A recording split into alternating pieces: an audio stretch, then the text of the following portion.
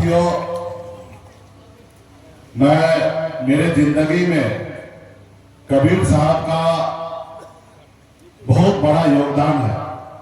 मैं जब पहली कक्षा से लेकर नर्सरी से लेकर 5वीं क्लास तक मैं पढ़ाई जहां पे किया, उस स्कूल का नाम था कबीर विद्यापीठ। यानी कि मैं बचपन से ही जब भी मेरे से कोई पूछता था कि कहाँ पे आप पढ़ाई करते हो, तो मैं जरूर उस समय में कबीर विद्यापीठ ही में नाम लिया करता था।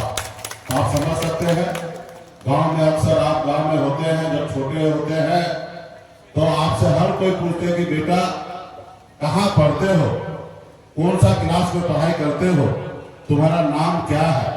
ये 3 सवाल हर आदमी हर एक बच्चे से पूछते हैं।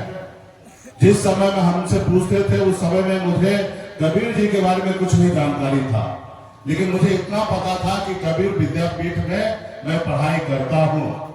तो मेरी जिंदगी में कबीर जी का तो स्पेशल अहम हमेशा योगदान जगह रहा। और जब से मैं बचपन से निकलकर 18 साल की उम्र में बॉम्बे जैसे शहर गया, वहां मेहनत मजदूरी कर कर अपना एक मुकाम हासिल किया।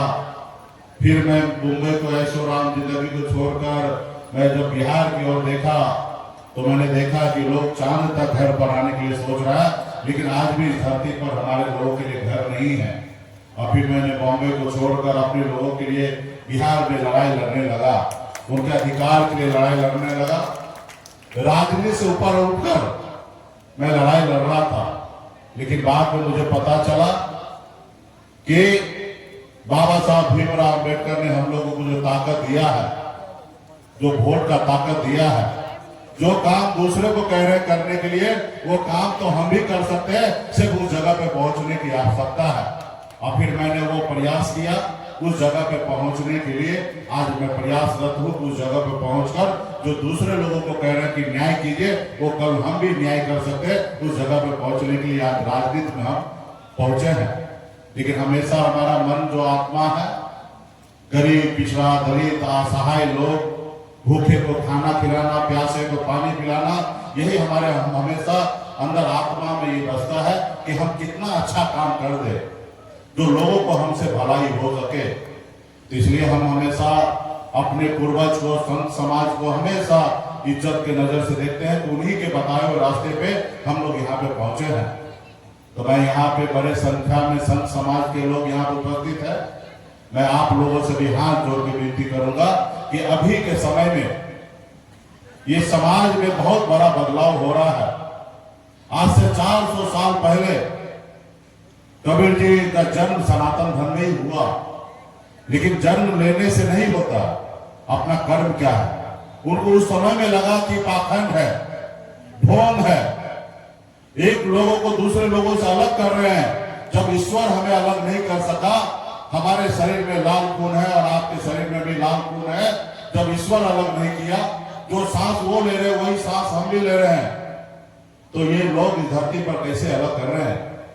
और उसी समय से कबीर जी के बारे में जितना भी मैंने जाना, उन्होंने समाज को, हर लोगों को समझाने का कोशिश किया कि आप ऐसे रास्ते पे चलिए।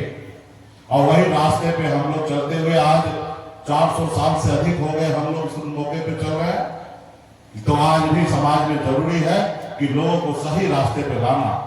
अच्छे मानवता वही है कि भटके हुए लोगों को सही रास्ते पे लाना। और आज समाज में कुछ लोग ऐसे हैं कि भटकाने में लगे हुए हैं। तो आज आपका और हमारा कबीर साहब का अगर सपना को साकार करना है, उनके विचार को आगे लेके जाना है, तो हमारा वो एक काम जो है कि जो भटक रहे लोग उनको सही रास्ते पे लाना है और सही रास्ते पे लाना है। तो यही सब चीजें हैं। शांति स्तूप आपका जो आज आपने शिलान्यास किया है, निश्चित तौर पे हम हमेशा संत समाज को, हर धर्म के हर लोगों को जो उन्होंने हमारे देश के लिए, दुनिया के लिए कुछ किए हैं, हम अम्बेडकर को मानते हैं, हम बुद्ध को मानने वाले लोग हैं, हम सभी धर्म को पे आस्था विश्वास रखते हैं। और जब भी आप हमको दोबारा जब भी बुलाएंगे, हम आपके संत समागम में हमेशा आते रहेंगे। और हमसे जितना भी जो भी सहयोग चाहिए, हम आपको सहयोग करने के लिए भी तैयार हैं। हमारा कभी भी आपका आशीर्वाद हमारे ऊपर हो, हम आपके स्तूप में भी सहयोग करेंगे। अगर बाकी जगह पे भी हमसे जो हो सकता है सारा चीज हम लोग करते रहेंगे। और मैं मौका नहीं मिला भी ज्यादा समय बैठने के लिए, लेकिन मैं संत समागम बहुत जल्दी मैं अपने गांव में, क्योंकि इससे पहले हमको जब भी मौका मिलता था मैं जाया करता था, लेकिन बहुत सालों से हमको मौका नहीं मिला। लेकिन बहुत जल्द हमारे परिवार में शादी होने वाला है मेरे छोटे भाई का। उस समय मैं चाहूंगा कि संत समागम हम अपने घर पे गांव में हम कराएं और आप लोग उस गांव में घर पे आएंगे और आप लोग आशीर्वाद देंगे, क्योंकि हम देख रहे हैं कि आप लोग का जो है रास्ता वो एकदम हर एक इंसान को मोक्ष की ओर लेके जाने वाला है, पाखंड की ओर नहीं लेके जाने वाला।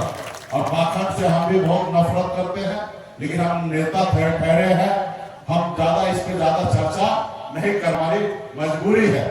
लेकिन आप लोग स्वतंत्र हैं, क्योंकि कुछ चीजें बोलने से कुछ पीड़ा होता है, तो हम नहीं चाहते कि उनको आईना दिखाएं कि उनको पीड़ा हो। तो हम थोड़ा सा, क्योंकि हम जिस रास्ते पे चल रहे हैं उस रास्ते पे थोड़ा सोच समझ के भी बोलना रहता है, आने वाली पीढ़ी के लिए बेहतर करना है। और आज अगर हमारे लोग नहीं समझ पा रहा है तो वो जिस भाषा में जैसे समझना चाहता वैसे समझा कर हम आने वाले जगह पे पहुंचना चाहते हैं। हम अभी कोई विवाद नहीं खड़ा करना चाहते, तो इसलिए बहुत ऐसी चीजें हैं, हर एक व्यक्ति को, हर एक इंसान को